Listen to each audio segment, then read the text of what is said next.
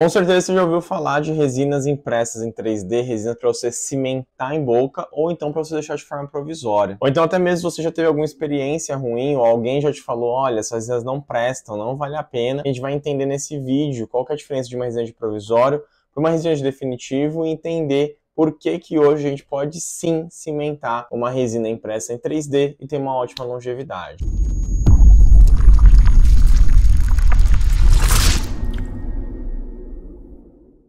Fala pessoal, sejam todos muito bem-vindos ao canal Dunk 3D. Estou aqui, no meu laboratório, no consultório também, que fica na parte de trás ali. Estou aqui para falar com vocês sobre resinas impressas em 3D. Mas antes, façam um favor de se inscrever nesse canal, porque dá muito trabalho de gravar esses vídeos. Tenho que tirar, agora são 6h40 da tarde, eu estou aqui gravando para trazer conteúdo, então o mínimo é se inscrever no canal e dar um like nesse vídeo também, gente. Sempre quando vocês fazem isso, tira esses 10 segundinhos para fazer esse movimento de se inscrever, de dar o like, é muito bom porque ajuda a gente a crescer mais no YouTube e entrega para mais pessoas também esse vídeo. Então faça isso rapidinho para a gente seguir para o vídeo aqui. A gente vai começar falando desse vídeo em relação às resinas impressas em 3D. Hoje, pessoal, existe uma diferença entre resinas de provisório e resinas de definitivo.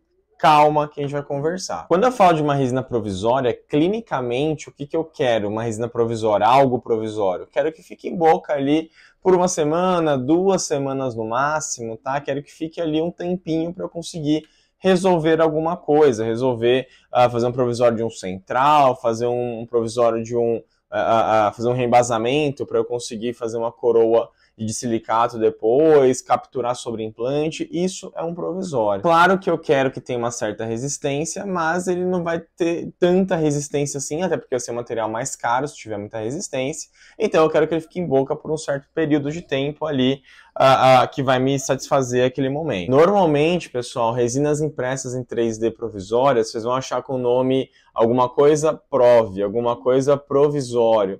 Alguma coisa temp, tá? Temp de temporal, temporário, tá? Então, temp, prov são resinas que são de provisório e de temporário, resinas que não são tão resistentes, resinas que é para durar pouco tempo em boca. Já quando eu falo de resinas de definitivo... Danilo, mas teve um amigo meu que falou que não pode falar definitivo. Gente, se é uma resina para você cimentar em boca, é definitivo, tá? Desculpa aí, mas é definitiva para mim. É para ficar um tempão em boca, então é definitivo. Mas vai durar, não sei se dura mais de 5 anos, mais de 10. Pelo amor de Deus, tá, pessoal? Se você tá colocando em boca, é para ter uma boa durabilidade. Então, resinas de definitivo, resinas com alta carga cerâmica, assim como as empresas gostam de chamar, a gente vai explicar isso também, mas resinas com alta carga cerâmica são resinas aonde você vai cimentar, ou seja, você vai fazer um processo de cimentação para que aquilo dure muito tempo em boca. A diferença do provisório para o definitivo é basicamente essa.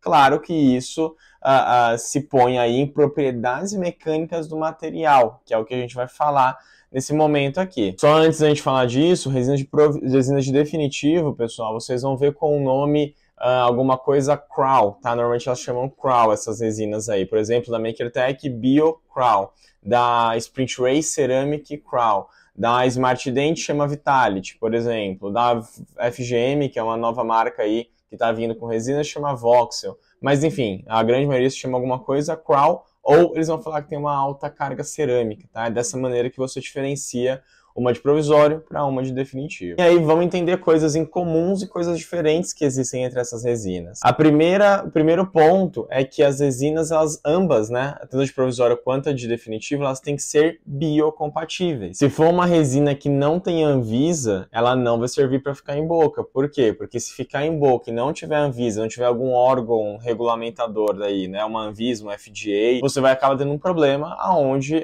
isso daí vai ser citotóxico em boca, não foi testado para isso ficar em boca, né? Não houve testes aí para isso poder ficar em boca, não foi validado. Então toma muito cuidado, tá? Resinas tanto de provisório quanto de definitivo, quanto de placa, quanto de guia, quanto de coisas que vão ficar em boca, elas têm que ter Anvisa, ok? Tudo bem, você pode trazer lá de fora uma nova resina do mercado, mas tem que ter o FDA, por exemplo, nos Estados Unidos e da Europa, particularmente não lembro como é que chama.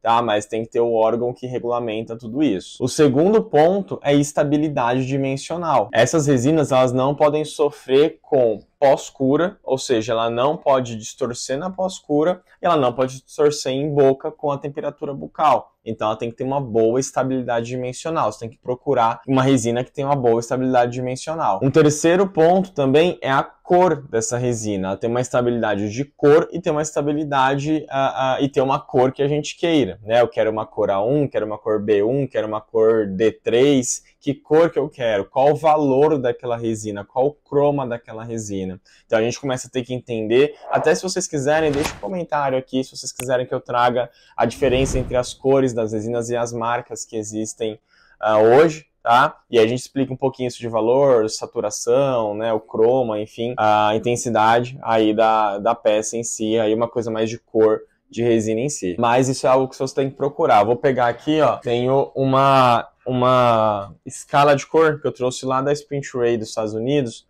lá em novembro de 2023 que a gente foi.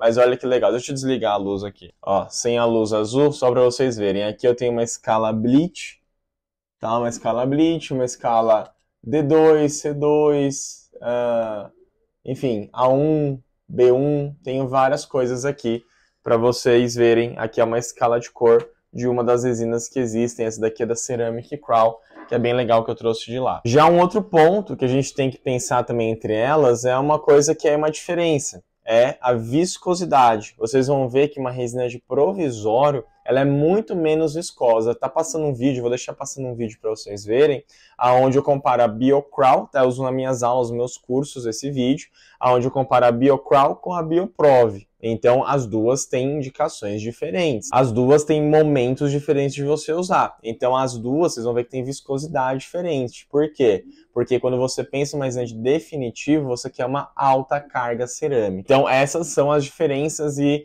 similaridades para vocês terem entre as resinas, tanto de provisório quanto de definitivo. E vamos entender também o que é que as marcas tanto... Opa, balancei aqui. O pessoal tanto fala de resina com alta carga cerâmica.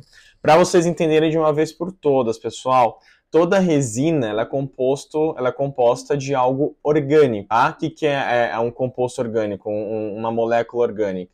Bis-DMA, tag-DMA, tudo isso daí são coisas orgânicas, são coisas que configuram ali a consistência e o tátil ali da resina, tá? É isso que consiste uma resina. Então, uma resina de provisório, normalmente, ela tem muita carga orgânica, ou seja, ela não tem resistência. A parte orgânica não traz resistência para o meu material. Então, até não sei se já fizeram o teste de queimar alguma resina, uma resina acrílica, por exemplo, ela evapora inteira. Quando eu falo de uma resina de definitivo, ou uma resina com alta carga cerâmica, é porque essa resina que tem a parte orgânica, ela vai receber alguma molécula inorgânica, ou seja, uma molécula que não evapora, uma molécula muito resistente, tá? Uma molécula inerte, ali como uma cerâmica, como uma zircônia, tá? Tem várias coisas aí que a gente pode...